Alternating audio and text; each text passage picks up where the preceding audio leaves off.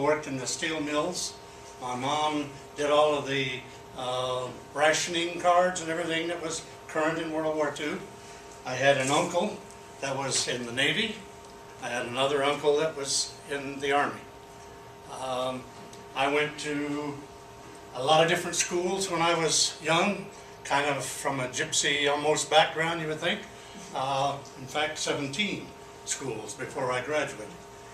I went in the U.S. Air Force in 1969, and I stayed there for 4 years. I actually got out and then went back in.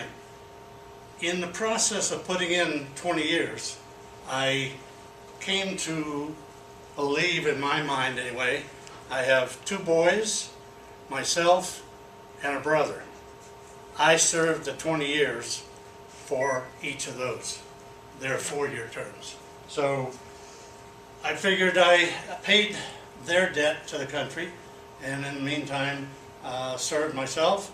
I traveled 3/4 the way around the world, from the Philippines to Tehran, and after that I got out of the military, worked in aerospace.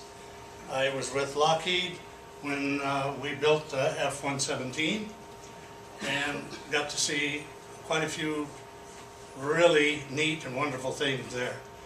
Since then, I've worked in a company, worked for several companies that did background investigations for the U.S. government, for either the military or civilian type jobs.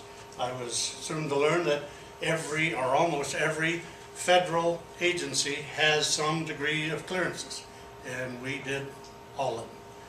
Anyway,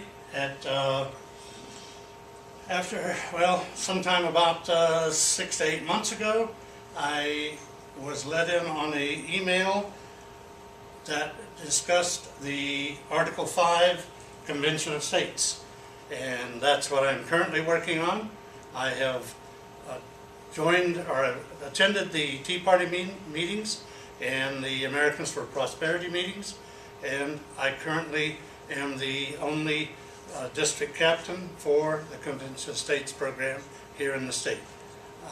We will be spreading that word around, and as several people have talked to me recently, we are all headed in the same direction. It just depends on how we're going to get there. Thank you.